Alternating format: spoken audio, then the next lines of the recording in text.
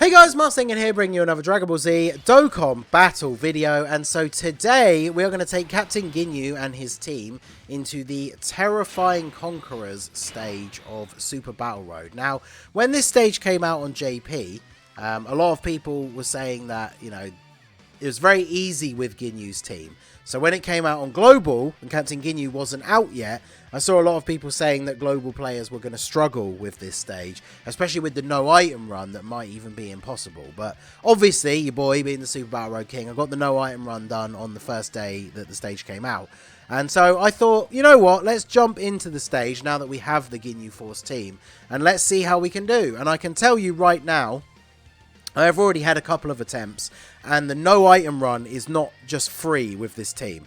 Captain Ginyu, even after a double super, will take 450k from a super attack in this stage.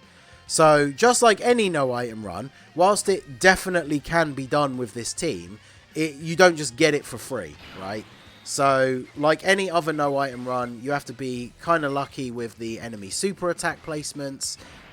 You know, whether you're getting stuns with Raccoon and Guldo, seals, all that kind of stuff, like that is all going to play a very big role. Like here, for example, we don't have Jace on rotation, and obviously Ginyu's not transformed, so we can't see super attacks. If one or both of these guys super attack physical Captain Ginyu in slot 1, we might die. So that's the thing. It's like you could very easily, definitely, 100%, get a no item run on this stage with this team. But like a lot of the other no item runs, it's potentially just going to take you a ton of attempts until you get a run where you get good luck with the enemy super attack placement. Because like I say, I tried a couple of times because I thought, based on what everyone said on JP, it's like, oh yeah, we'll walk into this, we'll get an easy no item run, so I'll do it for the video, I won't use any items. And in the run just before this one, I literally got to the final stage, one enemy left. It was the turn, I was going to have the Dokkan attack on the next turn. And then Jace and Berta, the inside banner unit, didn't dodge a super attack from Supreme Kai, who's physical in that last fight, so type disadvantage. So I took 800k, and that was the run over. So, I mean, that always happens in no item runs. If you're relying on units that have like a 50% chance to dodge or something like that, then obviously you're always going to have instances where the RNG is against you and it just doesn't work out very well. So that is the one thing I absolutely have to stress, is whilst this team, I mean, we annihilated both of them in one turn.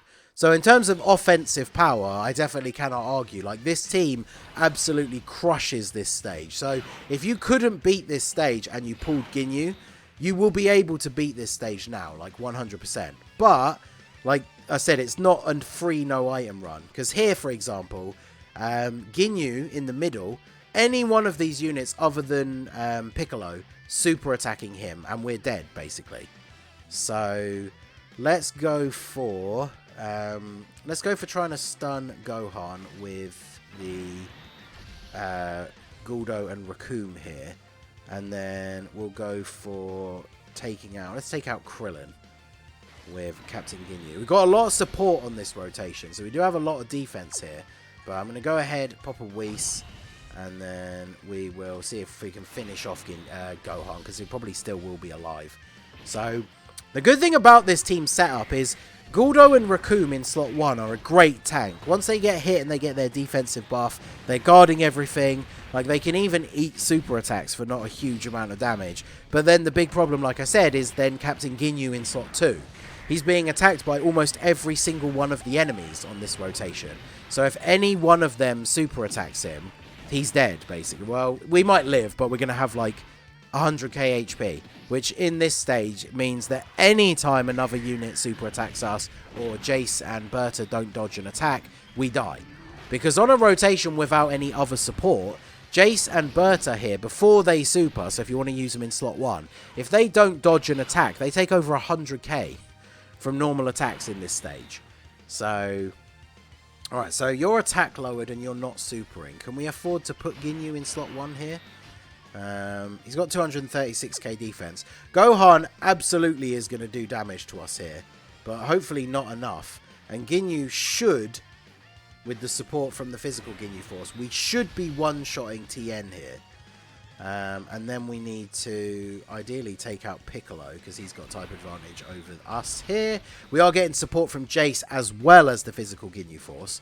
So we are going to be looking pretty good. We're on full health, so let's just get some same type orbs to top up the Dokkan gauge. We do have the Whis active still as well, so actually we are going to be perfectly fine here in terms of the physical LR Ginyu in slot 2. I mean, Jace having that Scouter effect is so useful because obviously we knew to target Tien, blow him away with Captain Ginyu. Then we only get the normal attack from his passive, but the hidden potential comes in for another super to take out Gohan. So then obviously we tank Piccolo for next to nothing because we have type advantage. And then can we crit with the physical Ginyu Force? No crit. I think if they crit, they probably take out Piccolo. But they are tanking double digits. We still got the Whis active, but double digits from STR Piccolo for them is very good. So,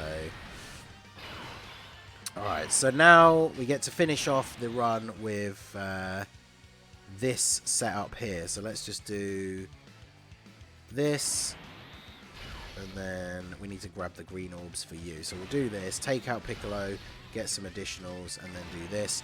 I guess actually I probably could have attacked Roshi, because then he's got more health, and Ginyu's going to do the most damage by far out of anyone on the turn. But I mean, Raccoon and Guldo, considering how great they are defensively, like, their attack stat is not bad. I mean, they did half of Roshi's health. He's not got the biggest HP pool out of all of these enemies.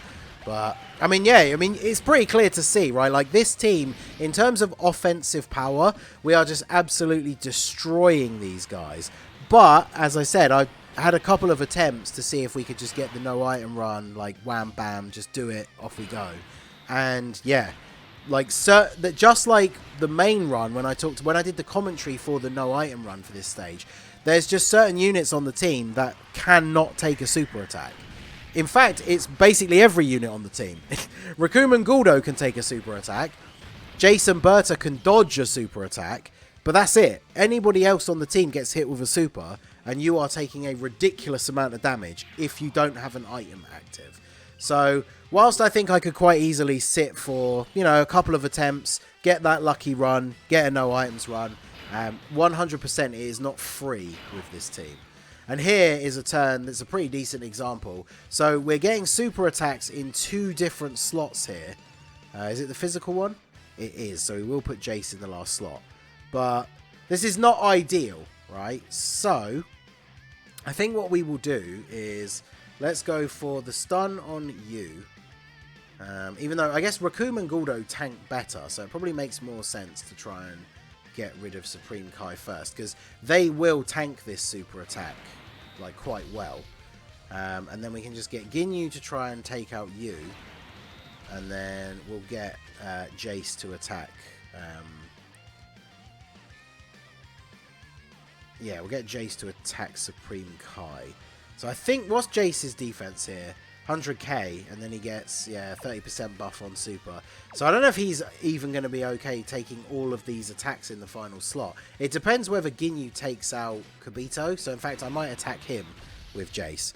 Because again, this could be a bad idea, right? Because as I've been saying throughout the video, we don't want to be taking a whole bunch of super attacks. So the smart thing here to do, especially if you're someone who hasn't beaten this stage, and then you're just going to come into it with the Ginyu team and potentially roll right over it, you would use an item here, right? So they're going to tank this. They should tank this well. Yeah, 64k, that's fine. We did get the stun on Supreme Kai, so we should be all good now, because Kibito, sorry, because they're not fused. Additional super. Oh, we only got 2 additional normal attacks. Will Jace have enough to take him out here? It's only 1.63 mil. Crit? Oh, no crit needed. He actually did take him out. So, very, very good. Now, this is what I was talking about in the previous run that I tried to record. So, Jace and Berta did not tank the super in slot 1. And they got hit by... they didn't dodge the super from Supreme Kai. And so, that was it. Boom. They got hit for 800k. And it's game over, boys. Lights out. So... we're going to absolutely use an item on this turn. We will use a Princess Snake, heal up, get some damage reduction. Now, hopefully, they will just get the dodge. And then the item is not necessarily you know, was not required. And they did. And he didn't super. And now they get their super off. Only on 1.7. Their attack stat, obviously not great. But, I mean, they're giving 60% support to all of the GINYU Force members. So, of course, they dodge everything. But, as I said previously, GINYU needs that support from the item as well. Because if he eats a super attack from either of these guys in the middle slot, then he's dead. But of course they didn't. So in this run in particular, I could have not used the item on this last turn. But although we didn't stun you, wow, with all that support, he still does like no damage. That's really good. So that's going to be all she wrote for our boys, because we are going to get the Dokkan attack here, I'm pretty sure, with Rikumen Guldo. And so that is going to be GG. So pretty straightforward run. I mean, obviously, like I said, we didn't even go for the no items run in this attempt, just because of how annoying it can be. But it definitely can be done without a huge amount of struggle. You just need that good RNG. But the real point is, if you're someone who could not beat this stage before, and you've pulled Captain GINYU and the new units, we only used, what, 3 items in this entire run? Like 1 per fight? So, you know, if you're someone, you can just go ham with items and get the stage done. This team will get the stage done nice and easily. So we should be finishing them off here. Yeah, GG. Rikumen Guldo, taking them out with the Dokkan attack, and there you go. So, like I said, the no item run, definitely possible with this team. I've already done it, so there's no need to try and kill myself recording it repeatedly over and over again. But you can see a pretty good example, especially offensive power-wise, how well this team just deals with this stage. So definitely a very, very good run. Let me know what you guys think down below in the comment section. Have you beaten this run already? Did you need GINYU to beat it? Have you not beaten it and you haven't pulled GINYU yet? Let me know your experiences with the stage down below in the comment section. So that is going to be it for the video, guys. This has been the Masked Ningen. Smash that like button, subscribe to the channel if you are new. Check out the links down below for the Discord and the merch store, and I will see you all again soon. Have a good one.